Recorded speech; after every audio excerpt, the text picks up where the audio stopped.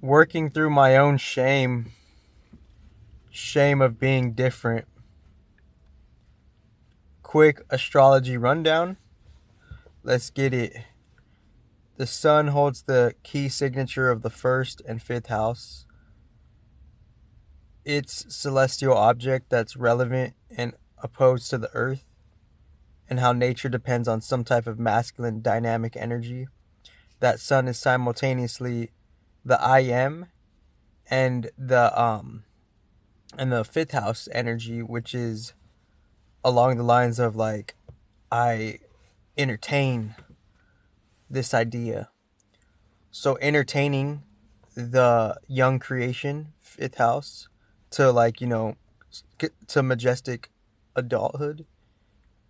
And then just being the I am of it, being, engaging in the I amness, and that I amness powering up a constellation, right? The I amness. So like in a masculine solar system, you could say, even though it's like, Gemini is the third house of the feminine solar system, Gemini is the third house of the feminine Adam Kadam body. You could also say, since the sun is there, the sun is the key signature of the sun always being the first house, right? Because it's having its own like constant arisenness, and within that arisenness, it is the I am energy and the I entertain energy, and that I am and that I entertain energy is powering up something of a throat chakra communication energy. So I am communication, right? I entertain new communication. So within the I am and I entertain, first and fifth house of the sun, we're working towards entertaining and more or less seeing the familiarity of, Gemini, like, game plans and whatnot.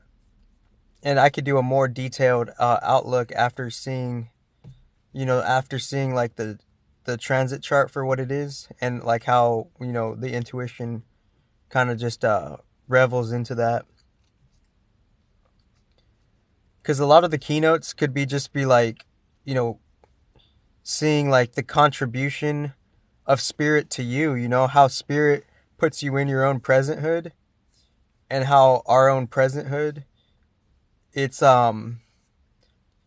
we resonate and we act upon what we resonate, and if we don't if we see someone of familiarity and we don't like respond to them, I feel like it's because like, somewhere in the subconscious, there's a certain type of awareness casually that there's just not a resonance, there's like it's hard to see that people lean towards organic shit, because mathematically people don't lean towards organic shit. So if people don't lean towards organic shit, that's why there's a lack of resonance. It's nothing personal, it's nothing bad or good. It's just like, you know a certain resonance needs to be obtained, and like a certain self like knowing respectively needs to be obtained. So it's like, if I see someone, I like, and like I just like, I'm like, whatever, that's what it is, it's a lack of resonance, no offense, and if people do that to me,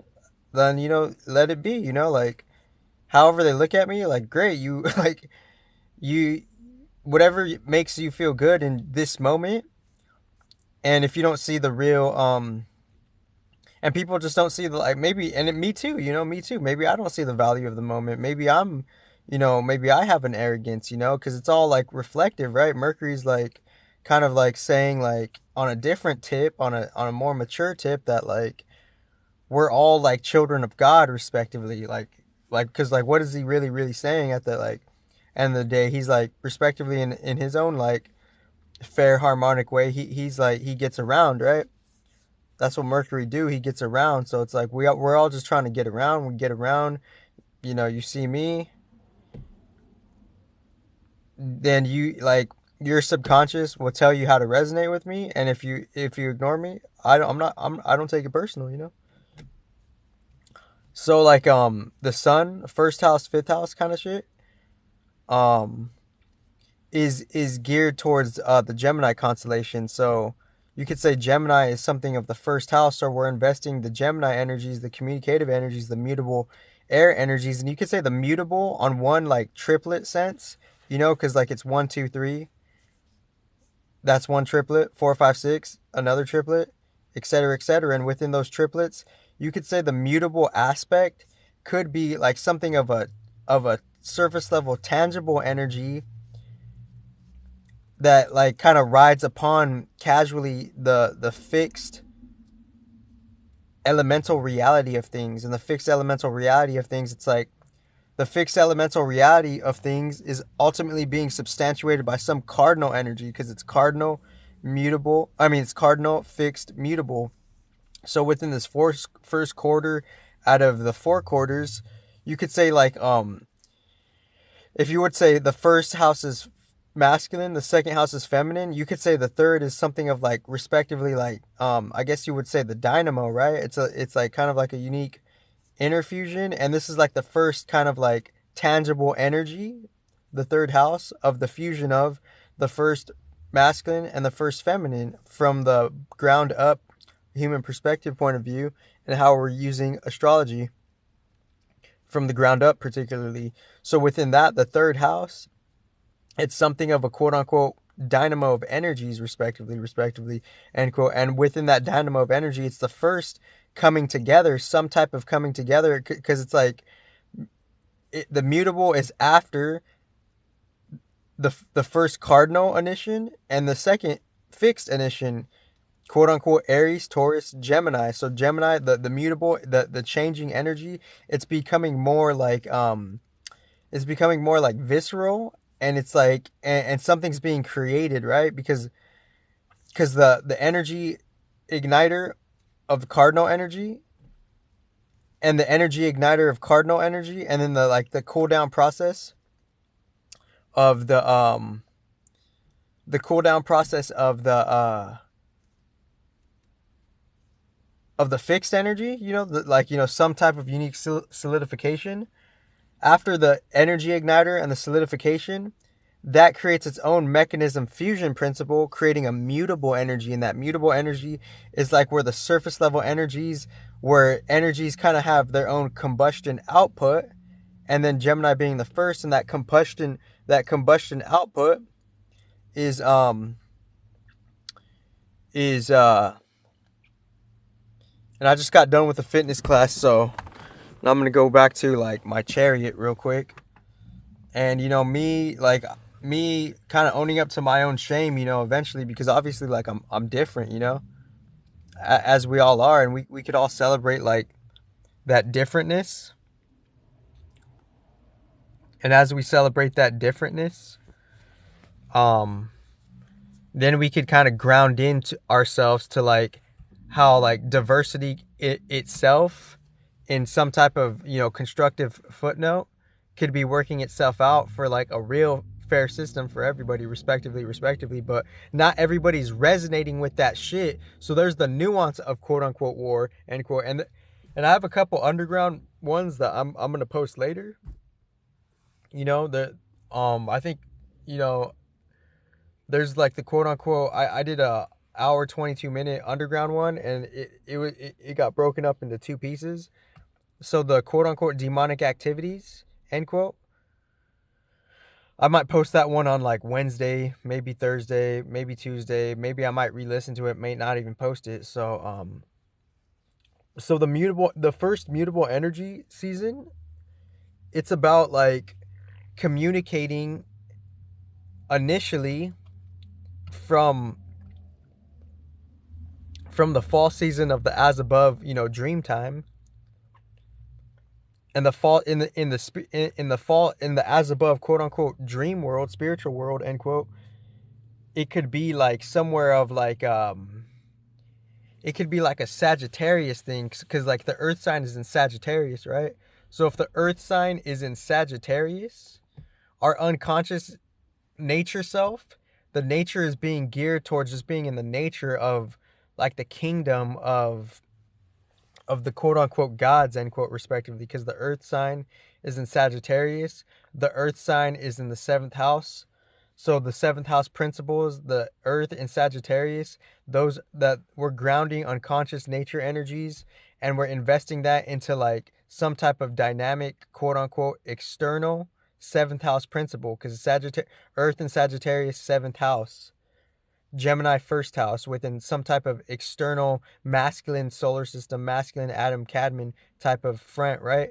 So the Earth is in Sagittarius seventh house. So we're using Sagittarius energies, grounding that in our human nature selves and the collective nature selves, and we're using Sagittarius energies to apply it to the dynamics of social change, of relatability, compromise, and daytime pleasure, daytime affairs, daytime justice, daytime law. We're using philosophical pursuits, and we're seeing like how the philosophy could apply to like just interactions of like law, because seventh house, that's daytime Venus. Seventh house is like law, order, and daytime activities that have to do with, you know, the nourishment and the flourishing of respectively the young generations, because the youth is what keeps us alive, and Venus is the sacral chakra, seventh house type of shit. We're unconsciously grounding Sagittarius into the seventh house. We're using Sagittarius energies to apply it to some type of external seventh house front. So the seventh house, like the sun and the earth, the first and the seventh house, and a different external front, it's really important, right? So this podcast is gonna obviously be called New Sun in Gemini, because I'm just seeing like, you know, how the first house in one front, it's first house Gemini, seventh house Sagittarius over here, and then it's 12th house Taurus, right? 12th house Taurus, because so we're like after we kind of ran through the first to the 12th house, because the sun is going from Taurus to Gemini, and the sun is somehow like kind of, it has a secret flip mechanism, because the sun is the first and the fifth house, right? Or it's the sun is like carrying the external energy of the first house. So if the first house was Taurus last season, and now the first house is Gemini last season, the first changed into the 12th house, right? Because as the sun is going to an external front, it's also like the feminine empty space is going the opposite direction, because the 12th house is now in Taurus. So now we're having, you know, Neptune, Jupiter, and Venus energies, you know, kind of like you know, kind of because you could say Pisces is mutable water, so that's like kind of like yin Jupiter. That's like, you know, seeing like creating you know, fantasy, kind of like mythological type of like habitual constructs of just like the like how we like kind of came to be as a unique, you know, construct, right? Pisces, you know, and Pisces respectively being quote unquote ancestral lineage. So the Taurus energies being applied into the 12th house, we're using nighttime Venus to kind of see like we're using nighttime Venus energies, practicality, stability, you know, hard work, dedication, and kind of like, you know, frivolous kind of like you know, indulgy energies. We're applying that to like kind of feed and offer that shit to like our predecessors, right? Because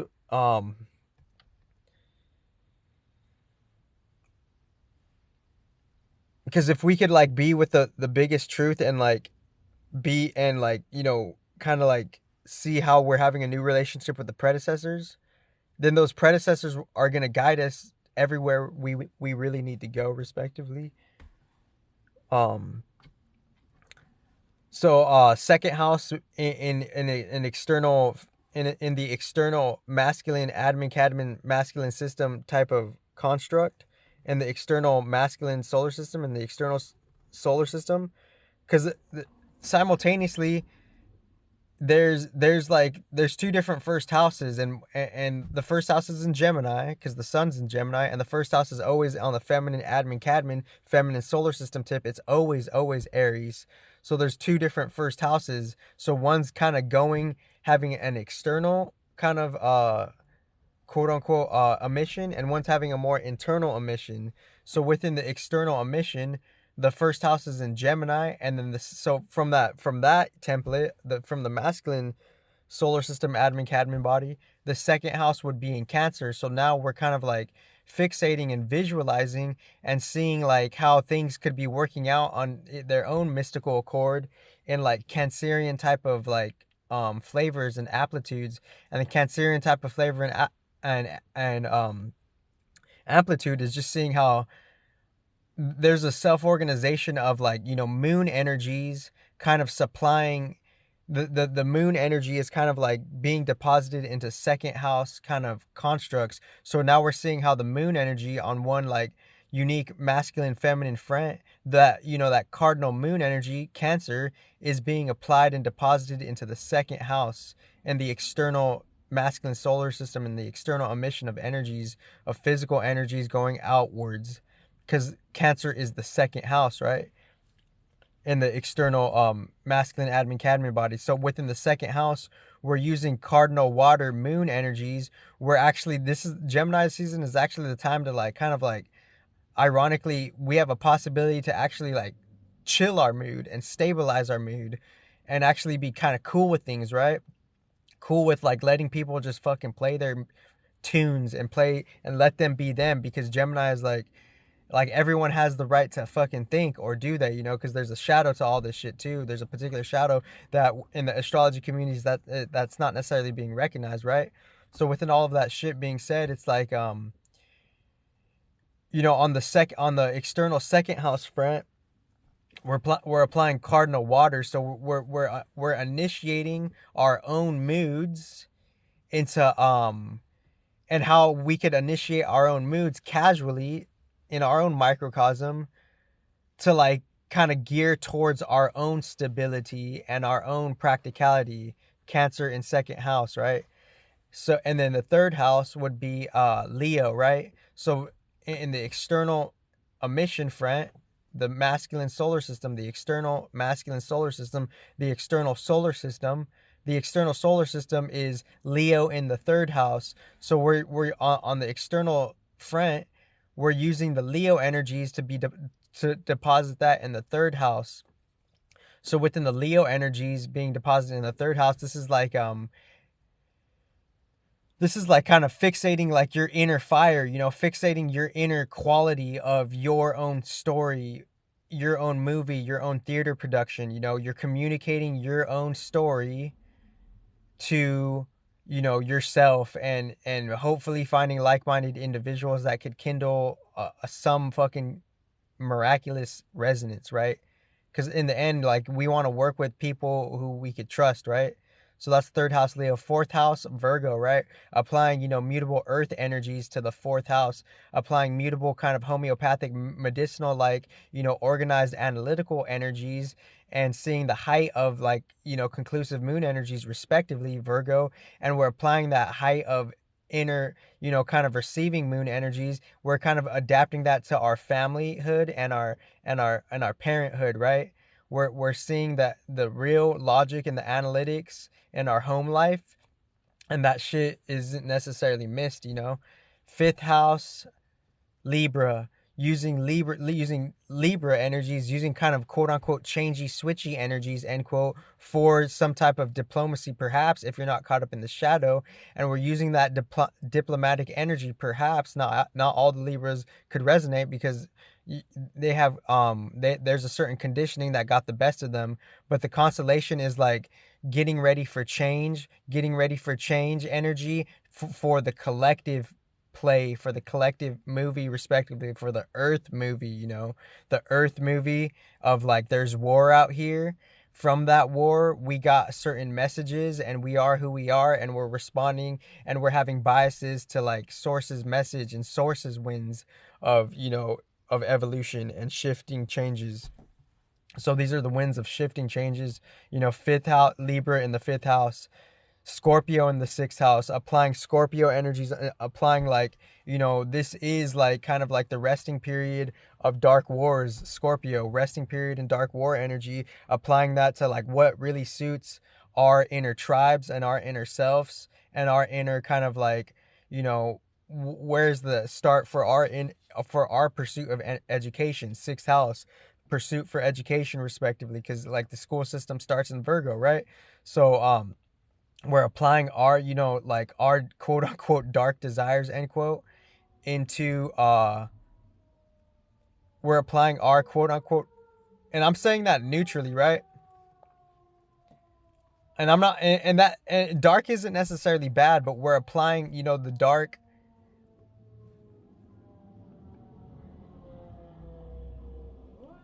We're applying, our own unique Scorpio energies to the sixth house on a collective front, on like, on a collective external emission, right? So these are quote unquote external emissions, end quote. So that will be the title of this video: New Sun in Gemini, standard external emissions, best best outcome possible. So Scorpio's in sixth house. So we're having like our own like, dark. How did we get to this place? Internal Mars, like somewhere along, before and after the quote unquote, spiritual cycle wheel of reincarnation, or they, as traditionally the ancients call it, the wheel of samsara. How are we going in and out of samsara, and where have we found ourselves? Scorpio kind of like points out that too. Scorpio could point out respectively the wheel of samsara. You could like research that shit on yourself, and that wheel of samsara is like, we're using the energies of the wheel of samsara, and we're applying that to like our, casual sixth house energy. Sixth house energy is like, we could take notes and we could apply it, perhaps, hopefully, to resonant tribes and resonant community builds. Scorpio in sixth house. And then Sagittarius, so it was Gemini first house, Cancer second house, Leo third, Virgo fourth, Libra fifth, Scorpio sixth, Sag in the seventh. I already explained Sag in the seventh, respectively. I'll come back to it. And then Cap in the eighth. Cap in the eighth. I'll go back to Sag in the seventh, though. So Cap in the eighth. Pluto has been in Cap for the last 2.5 years. So the whole 2.5 years, or, respectively, perhaps get the more accurate information, the whole Pluto shit is going to kind of be more received, because Pluto was in Cap for the last, roundabout of like however long it was. So that Pluto energy is going to be applied into the eighth house. So there's going to be like a mini secret, quote unquote, exaltation, end quote. So we're going to really feel the transformation. We could be contemplative of the extreme transformations that have already taken place, and the extreme transformations that have already taken place, we could apply it to the quote unquote collective eighth house, because the external emission is the eighth house would be in a collective front, because the first house is in Gemini, right, in one external emission front. So you could say that's the collective. Capricorn is in the eighth house. So with Capricorn being in the eighth house, we could see like all the traditional like cult shit. Shout out to the predecessors. Shout out to the predecessors. And I'll release the other video later, but like, one of the really advanced teachers said like, there was like this Miss Doubtfire theme in the Capricorn area, and obviously that's a different fucking podcast, respectively. So within that, this is like the cult of like, this is like the secret like balance, respectively, of certain divine mothers and their, and certain heirs, certain sons of the divine mothers, and that divine mother and certain sons, our relationship to that, we're really seeing the abuse that could have happened, within our childhood abuse, within the system, the raw system, and the shadows that we're coming out of. And, just like, how we could have had sexual abuse within the matrix, Capricorn in eighth house. Aquarius in the ninth house. Wow. So Aquarius, so using Aquarius energies in the ninth house, that's like, that's like like that's like Royal Rumble type of shit. Energies being deposited in collective philosophy. Now we're seeing the mythology come to life. The philosophies are coming to life of Aquarius, and there's so much to say about Aquarius. Aquarius is the shaman. Aquarius is a unique fixed messenger. He's like an external.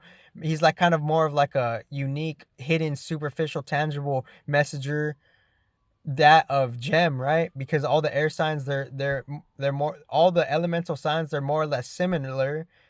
But they're just in different like mechanisms of themselves. And there's so much to say about Aquarius, right? Like humanitarianism, and like, kind of seeing the product of, like, quote unquote past, like past warfare. You could even say Aquarius could have resemblance to like World War I and II respectively. So within that, we're using, like, the past war stories, and we're learning from those war stories, and we're applying it, and we're making a new philosophy in the now to how we could, like, kind of survive through this shit, because there's a keynote of survival through it all, right? And then what do you call that? And then Pisces in the 10th house, using Neptunian, Jupiterian, and exalted, like, you know you know Venus in, like, the Venus in the arena of the gods. That's kind of like, using, Venusian splurgy energies, and applying Venusian splurging energies, and hopefully using, like, all the good energies and all the blissful energies, however they come about, and using those energies and focusing on, how everyone could have a fair collective career and job, right? Respectively, and just kind of like really like doing it for the real original universe, respectively, right? So, and there's much more to say about, like, Pisces too. Mutable water, being mutable and relatable to, like, other people's emotional reactions and moods, and kind of dream times, and seeing how that could have been kind of like abused and quote unquote inverted, end quote, shout out to the predecessors. And now there's this, like, kind of like this dark Disneyland aspect in the Pisces, the shadow of the Pisces. So the dark Disneyland aspect, this is like Disneyland shit, right? As a career. So Gemini obviously seeing that shit. Gemini in its own right getting around. Gemini in its own right just seeing, like, business affairs in, like, kind of like, in just like a bigger arena of, like, how, like, Disneyland somehow has its own intelligence to, like, people have careers around that shit, right? And then fucking and uh and then Aries in the 11th house, and Taurus in the 12th house. So Aries in the 11th house, using cardinal fire, initiating new passion, new, self knowledge, and self kind of initiation, and seeing the collective initiation. Aries respectively is also like some type of collective initiation in as above. So seeing the collective initiation, and that being applied to, like, how there could be extreme differences in Aries being in the 11th house, so within the collective initiation, we could have, like, over comparison energies, or not, and just kind of seeing, like, our I am, and how the I am energy is in, like, the fixed relatable kind of seeing how, like, there's just, like, standard geopolitics, and seeing how, like, unique characters could come to the surface, right? Aries in the 11th house, and then Taurus in the 12th house, kind of applying practical stability, creative, crafty, refined energies into kind of like, our, delusions or fantasies, in the collective delusions and the fantasies, the collective fantasies and the narratives could be kind of like pumped up by, like, nighttime Venus energies. And that nighttime Venus energy, most respectively, most kind of like bizarrely, is like, that could be like a unique shadow of Venus, not a good shadow or a bad shadow, but just a unique shadow of Venus, right? And that unique shadow of Venus is kind of making the narrative in the 12th house area. And obviously, that was an intuitive one, and That was just an intuitive one. So thank you very much. And you have an awesome life. And shout out to the predecessors really upholding some message of healing, right? The mature higher octave Gemini knows that, you know, the Gemini and Virgo have a unique yin and yang relationship, and the higher octave Gemini should kind of lead with the message of healing, because feminine Mercury is Virgo, right? And feminine Mercury is low key about like healing, but what will it really take for us to qualify to actually receive the healing we need? It's higher octave Gemini shit. You have a great life.